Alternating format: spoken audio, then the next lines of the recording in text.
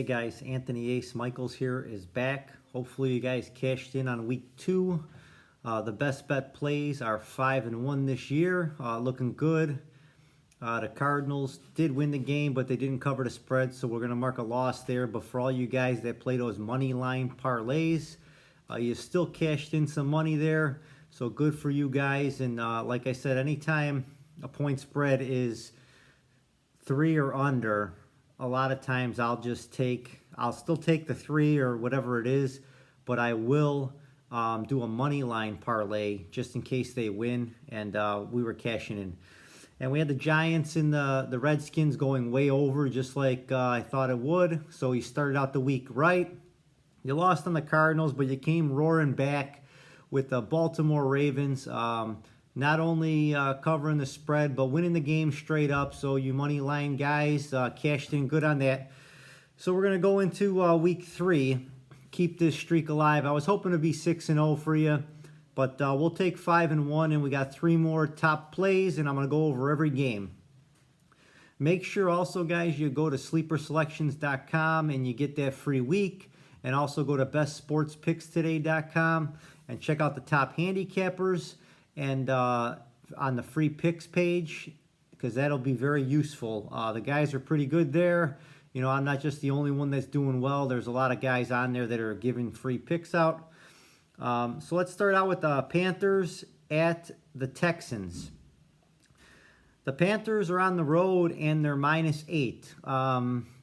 I like the Panthers, but I don't think they are who you thought they were. They are 2-0. You know, the Texans have quarterback issues, of course. Didn't play that well last week, but they are 1-1 at home on a Thursday night game. Way too many points. I would take the Texans here. It's not going to be a best bet for me, but 8 points on a Thursday game. The road teams usually, the underdogs usually do well. And this is a big underdog, more than a touchdown. Should be a no-brainer for you guys. Bears at the Browns. We're going to go into Sunday noon games. Browns are -7 now.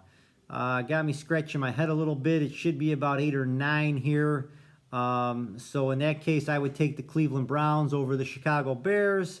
I just think that this could be a 7-point game, you know, get the push. But people are leaning against the Bears because of the quarterback that has been changed. So the rookie's going for the Bears. Could be rough, though. You know, it's going to be hard to beat 2 Ohio teams 2 weeks in a row. They beat Cincinnati. Now they're going to try to beat Cleveland. It's very hard to do if you look at the stats back, you know, since 1989. When teams play back-to-back Ohio teams, it's usually tough. Washington at the Buffalo Bills. Buffalo -7.5.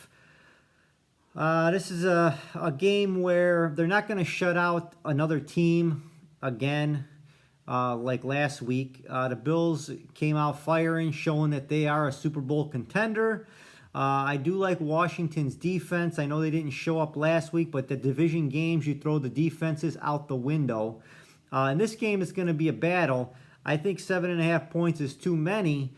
I know that most of the betting public, 78% of the public, is on the Buffalo Bills. It was 7, now it's 7.5.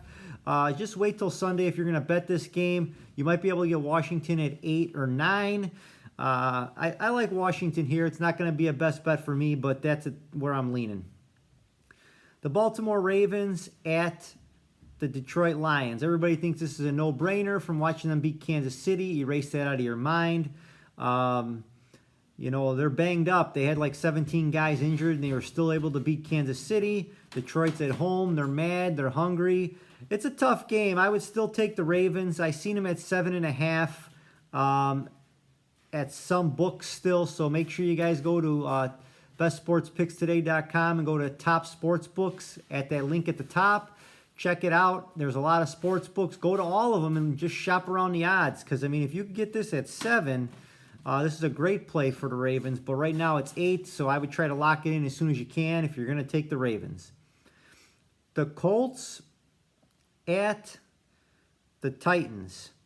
The Titans are 5.5-point favorites. They did some great things in that last game to come back in an overtime win against Seattle. The Colts are in the downward trend here. I think these two teams are very evenly matched, though, and they usually are, and this game is usually within 3 points. So I would have to take the Colts here at 5.5. I would maybe lock it in. I don't see many people. I guess the public is a little bit 58% on the Titans. It probably is going to increase from what happened last week. So this game, I'm not sure which way it's going to lean. Usually the home team, the odds change, and they are favored by even more. But I would try to lock it in for a little bit if you like this game, and then wait, and you might be able to, buy it up a little bit better. But, yeah, take the Colts. The Chargers at the Chiefs. Both of these quarterbacks are very good. Ball in the hand in a 2-minute drill, usually the team that wins. In this case, Kansas City is favored at home by less than a touchdown to a team that's just above average. They're coming off a loss. The Chiefs is going to be one of my best bets of the day. -6.5, lock it in. I do think that Mahomes comes back, and if he doesn't, and if they win this game, okay, and they don't win it by 6.5, it is what it is. It's a chance I'm going to take. And if they lose this game, I'm going to triple up on the Chiefs because they're not going to lose 3 in a row next week against the Eagles in Philadelphia. So that's going to be a best bet for me. But if the Chiefs win here and win easy, then I'll throw that out of the window that next week because it's all about trends, guys. Doesn't necessarily mean players. Players have a lot to do with it. Matchups have a lot to do with it. But trends are the most that happen in football. And it's just something that I look at. So that's going to be a top play for me. The Saints at the Patriots. The Patriots -3. Both of these teams are not who they were before. It's going to be a tough game. It's going to be a close game. The Saints are going to score more points than they did. Is Winston going to make more mistakes? Probably. Are the Patriots that good? They're decent. In a game this close, I would take the points. The Saints at the +3. Falcons at the Giants. I like the G-men, but they're -3 at home. So they're both 0-2. They both have to win this game. That being said, when teams are below average and they're playing each other and they both have to win this early in the season, you usually go with the underdog. That's the rule of thumb. It's not going to be a play for me, but I would take the Falcons +3. The Bengals at the Steelers. This is another one of my best bets of the day. If Roethlisberger plays, the -3 you get. If he, right now he's undecided, he's hurt. They could still win this game without him. It's going to be a little harder to win, but something about the Steelers at home, coming off a loss. The defense is going to be pumped. They look for another defensive touchdown like in week 1. This team scores the most defensive touchdowns, and that could be the difference in this game. I'm going to lock it in at -3 because I'm hoping Big Ben will play, and if Big Ben plays, this will be a no-brainer cash in the bank. But if he doesn't play, we still got a chance. Yeah, it's something you don't really want to lock in now, but I think he plays. He always plays hurt, and they're 1-1. If they were 2-0, maybe not, but 1-1 in a division where it's going to be tough, I'm taking the Steelers as one of my top plays. Cardinals at the Jaguars. Cardinals -7.5. This is a tough one because the Cardinals are going to be 3-0 if they win this game, and Jacksonville needs to win at home. Rookie quarterback.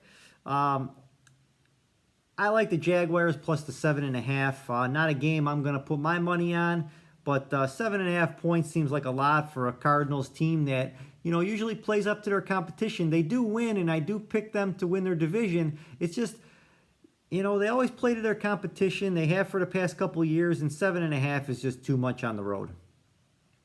The Jets at the Broncos. I got the Broncos -10.5. I see it at 10. Broncos are a good team, not a great team. The Jets are going in the wrong direction. Too many points for a team that's not that good as in the Broncos. They're not great. So 10.5 in the Jets. I would take a chance at it, splash it a little bit, but it's not going to be a top play. Dolphins at the Raiders. I like what my Raiders are doing. They're winning. And Dolphins QB Tua is out. Raiders, are banged up, questionable on some key guys. At the beginning of the week, there were people asking me about this game, and I said that I would take the Dolphins because the Raiders are due for a loss. I've lived through the Raiders, and I know how they play, and the game they're supposed to win, they lose, and the games that, they're supposed to lose, they win. This is that game, but without Tua, I can't do it. I'm not going to put money on this game, but I would take the Raiders minus the 4 at home. Buccaneers at the Rams. I think Tom Brady is due for a loss. He ran the table in the playoffs. He's still keeping it going here in the regular season. I do like the Rams plus 1.5.